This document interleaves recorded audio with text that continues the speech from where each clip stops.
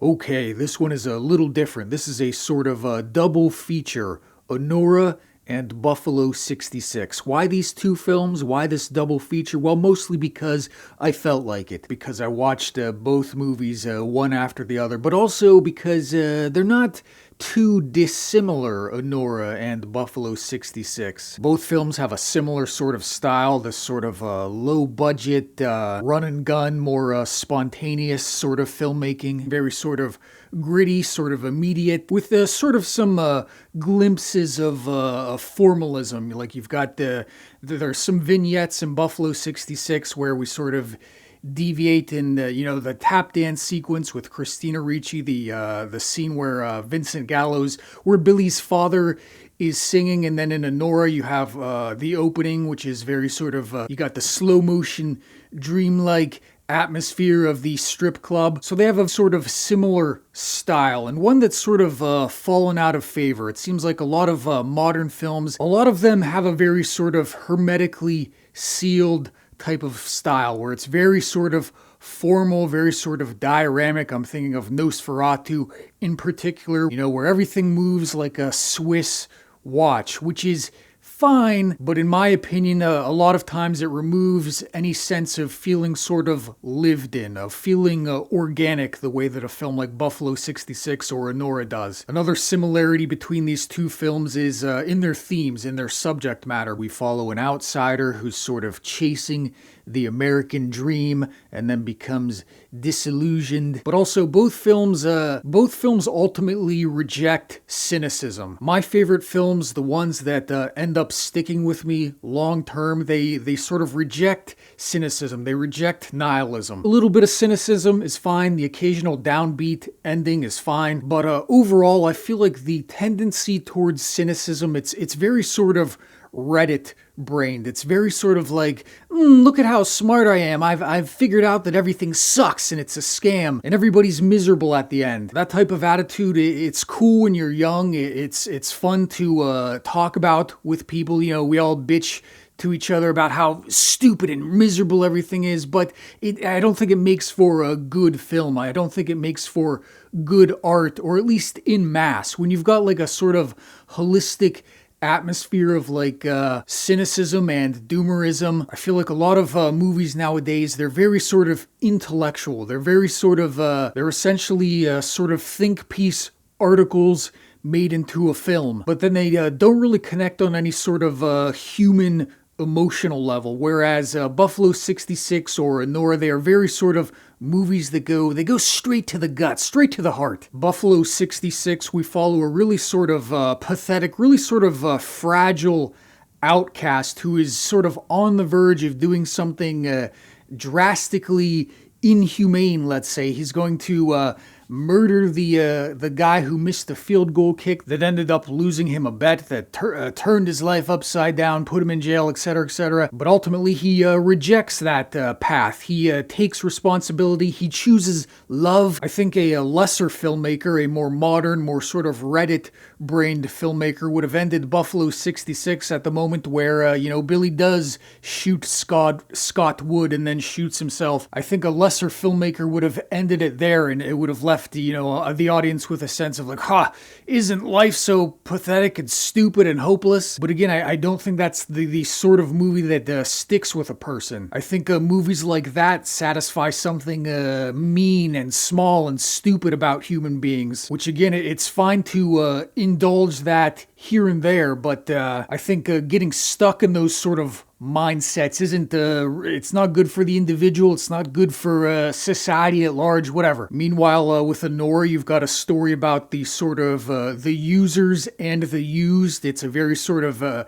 very pointed sort of examination of the very sort of transactional nature of modern life, the sort of frivolity that a lot of people, young people in particular, seem to be embracing. Anora is sort of stuck in this conception of modern life where happiness is dependent on material gain, social status, sex, again, sort of being the user as opposed to the used. And so when at a certain point she realizes, she's not, this isn't her Cinderella story after all, she is still being used. She is still sort of the thing being transacted upon. I think that ultimately leads to a journey of sort of rejecting that whole that sort of frivolity, that sort of emptiness, that commodification of everything. In the final scene of the film between Anora and Igor, it sort of reiterates this sort of confusion between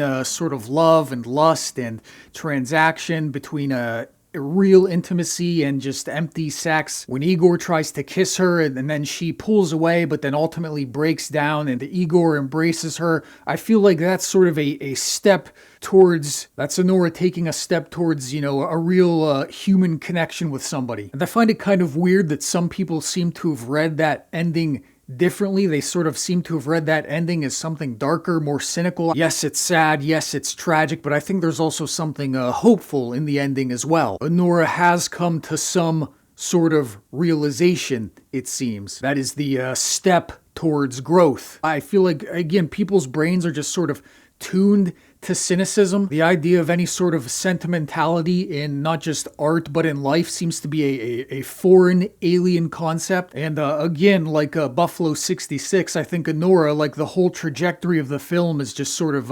rejecting cynicism, rejecting frivolity, and embracing sort of, again, authenticity, love, vulnerability. I think that's another thing that sort of ties these two films together is Billy in Buffalo 66. Part of his sort of character growth is allowing himself to be vulnerable, to stop putting on airs and making up extravagant lies about himself. So too does Anora ultimately embrace vulnerability. Going back to some of the reception of Anora or some of the interpretations of it, yes, the film did win an Oscar. Yes, a lot of people do like it and have praised it very highly. But then you've got a lot of other people who, there's a sort of iceberg of bad Anora takes where on the surface you've got sort of glib dismissal of, it's just porn.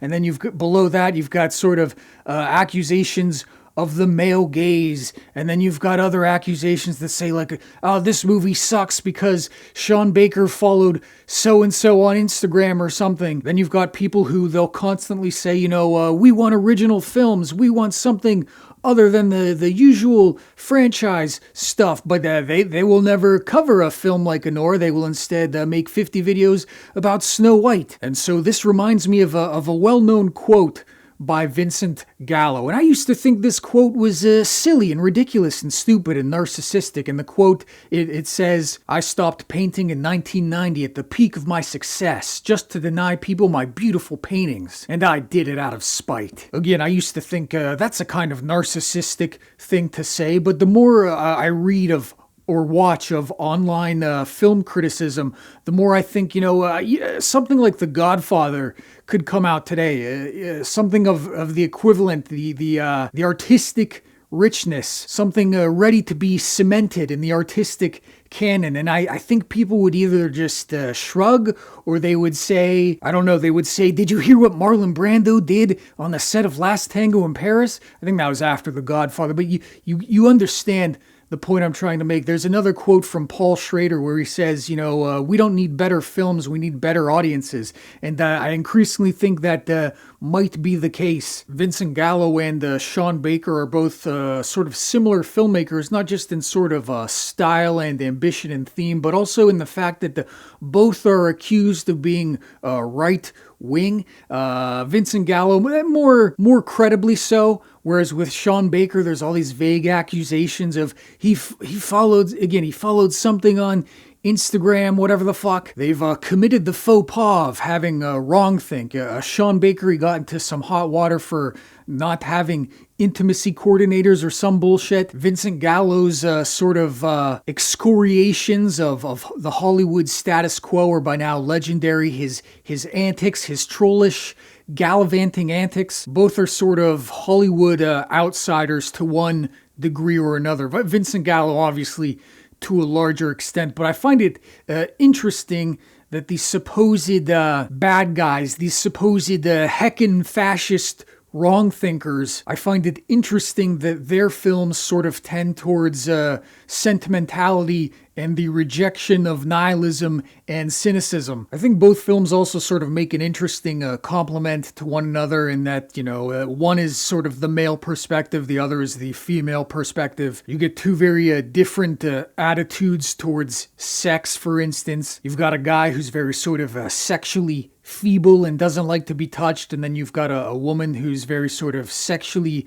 adventurous, very sort of confident in her physicality, but then again, both are sort of walled off to other aspects of their emotional life. Both movies are also very funny. It had been years since I watched Buffalo 66, and I was laughing and slapping my knees every which way. It's a very sort of timely movie as well. Buffalo 66 is as sort of relevant, as familiar today as it was, when was it made, 90-something? Even more so. I would say Buffalo 66 is even more sort of relevant today than it was then. But in any case, both movies are very funny. I find it interesting how Vincent Gallo can be both so pathetic but so fashionable at the same time. He's a conventionally handsome sort of male model type looking guy. He's wearing the skinny jeans. He's very sort of fashionable, but he's also sort of this pathetic, shrinking creature, very sort of greasy while also being very sort of distinguished. It's a very sort of interesting, it's a fine tightrope that I think only Vincent Gallo could have walked. Anyway, Anora, Buffalo 66, Vincent Gallo, Sean Baker, good stuff. Let me know what you think. Subscribe if so inclined. I write books if you like books. Okay, goodbye.